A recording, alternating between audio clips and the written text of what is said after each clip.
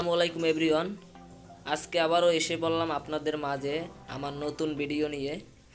আজকের ভিডিওতে আমি আপনাদেরকে দেখাবো টয়টা NSCD-W66 প্লেয়ারটা কিভাবে ল্যাঙ্গুয়েজ ইংলিশ করতে হয়।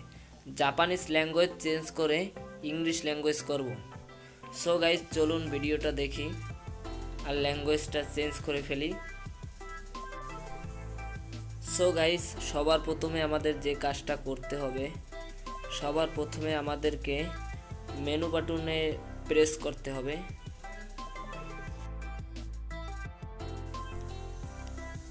মেনু বাটনে প্রেস করলাম,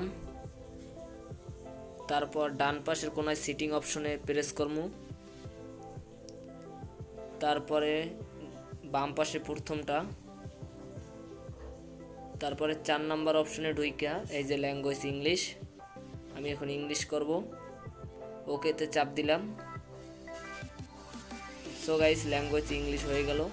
সেটটা এখন অটোমেটিকলি রিস্টার্ট নেবে। মেনুতে আবার চাপ দিলাম, এই যে দেখেন full option English. So guys, এইভাবে আমরা ল্যাঙ্গুয়েজ ইংলিশ করতে পারবো। আর আমার ভিডিওটা ভালো লাগলে সবাই লাইক দিবেন, কমেন্ট করবেন, শেয়ার দিবেন এবং আমার চ্যানেলটাকে সবাই সাবস্ক্রাইব করবেন, যাতে আমার নতুন নতুন ভিডিওগুলো আপনারা দেখতে পান ও আপনাদের গাড়ির ডিভিডি প্লেয়ার, সিডি প্লেয়ারের সমস্যাগুলো আপনারা প্রবলেম সলভ করতে পারেন। সো গাইস, সবাই ভালো থাকবেন আর এইভাবে ল্যাঙ্গুয়েজটি ইংলিশ করবেন।